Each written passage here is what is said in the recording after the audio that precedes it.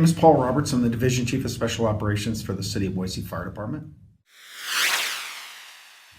They are a rare occurrence that occurs in the city of Boise. Oddly enough, with all the construction that we have in the metro area, we do not see these that frequently. And I say the metro area because Boise Fire Department's technical rescue team is a regional response team, so we do get support from the state of Idaho's Bureau of Homeland Security, and that team responds on a regional basis. So again, going back to the point, it's a rare occurrence that we see these trench collapses in the valley here. And when was the last time you saw one like it? It didn't have to be a trench, but where somebody's essentially buried alive. You know, I have been with the Boise Fire Department about 15 years, and I can't recall. I would have to do an analysis of the history to find out.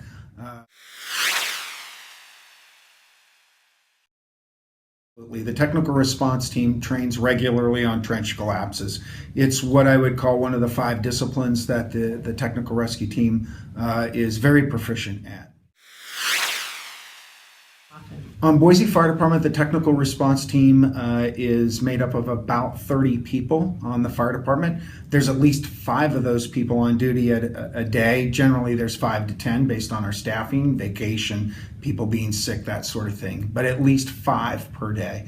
And they are focused at Station 7, which is over by the airport, and then we have several other people throughout the city.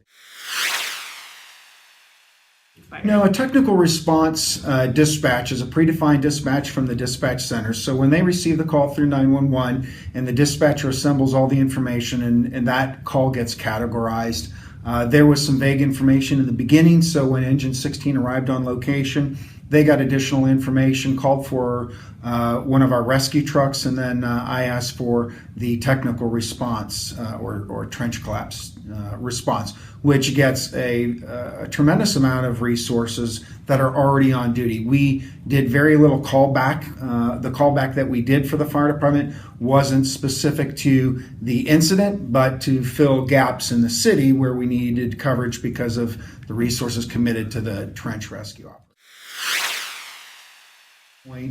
I would say we had about 50 to 60 people involved in that incident.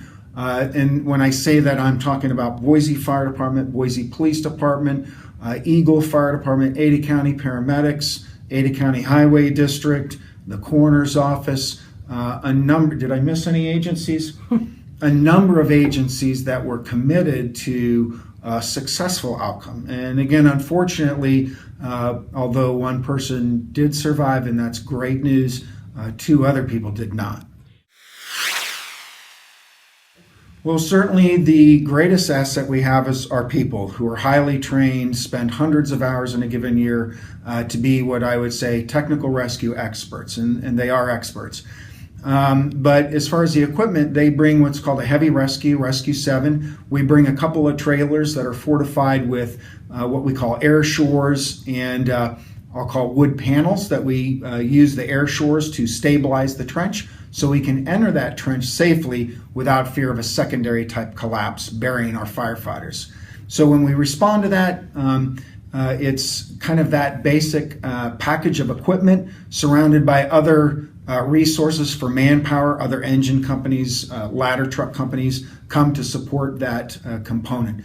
And our greatest concern is the public and their survival, and immediately following our people's survival. So it's a very specialized process that we engage in to rescue people from a trench collapse.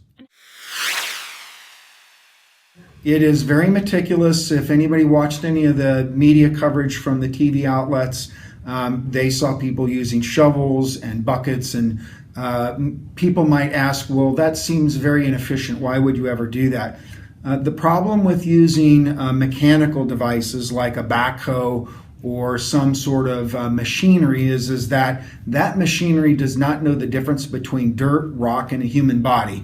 And so if you are trying to rescue somebody with, let's say, for example, a backhoe, and you dig that backhoe into the trench, that backhoe is not going to know any resistance to a rock, dirt, or human body. And so your rescue would be all for nothing because that backhoe would do a tremendous amount of damage to a human body. So it's a lot of hand work. It's a lot of hand work, physical demanding work, physically demanding.